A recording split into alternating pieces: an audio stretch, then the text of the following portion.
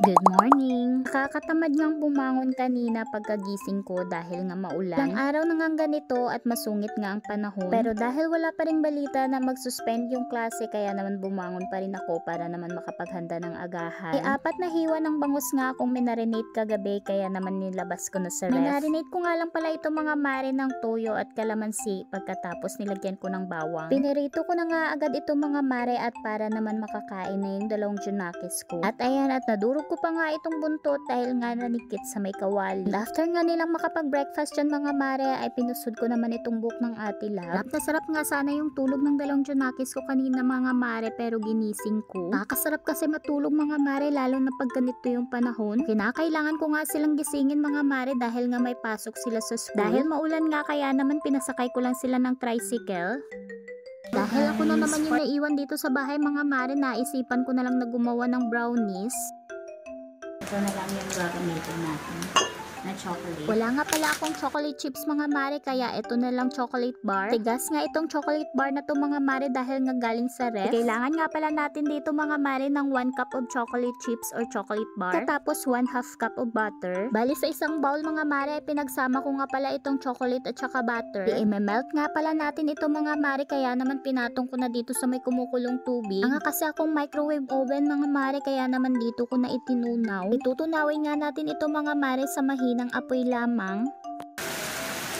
Haluin lang natin ito mga mare hanggang sa matunaw.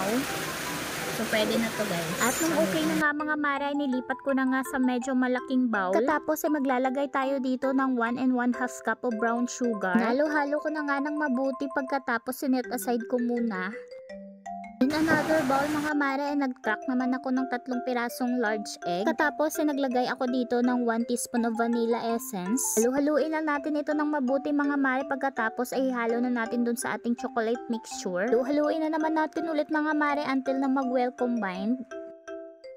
Gamit nga pala tayo ng salaan dito mga mare para i-sift yung ating mga dry ingredients. Lagay na nga ako ng 1 cup of all-purpose flour, 4 cup of cocoa powder, tsaka 1/4 teaspoon ng asin. Halu-haluin na natin ulit ito mga mare until na mag-well combined. Yun lang naman yung mga ingredients mga mare, at napakadali lang nga nitong gawin. Nung mahalo ko na nga ito ng maayos mga mare, nag-prepare naman ako ng baking pan. Gagamit din pala tayo dito ng parchment paper para nga hindi manikit sa ating baking pan. Kapag okay na nga mga mare, ay ibuhos na nga natin dito yung ating mixture. Kapag okay na mga mare, ay pwede nga pala kayong mag-add dito ng walnuts for toppings. So ayun na siya guys. So ready nang i-bake. Wala tayong walnut guys, ito na lang yung gamitin. Dahil may kamahalan ngayong walnut mga mare, ay ito na lang yung ginamit ko, yung ordinary nuts. So ready na to siyang i-bake.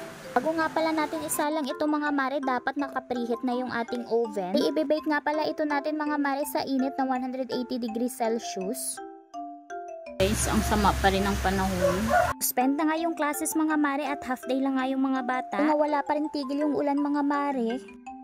After 25 to 30 minutes nga ng pagbe-bake mga mare, at ayan na nga, at naluto na itong ating brownies. Palalamigin lang nga muna natin ito saglit mga mare bago natin ito hiwain. Medyo lumamig na nga mga mare, ay hiniwa ko na din. Ilang beses na nga rin akong gumawa ng ganitong brownies mga mare. Pag gustong ko nga kumain mga mare, ay gumagawa na lang talaga ako. Kadali lang din naman itong gawin mga mare, at masisigurado mo pa talaga na masyarap. Mahal nga din ito sa bake shop mga mare, kaya gagawa na lang tayo sa ating mga bahay. So masarap. O siya mga mare, yun lang muna. Bye!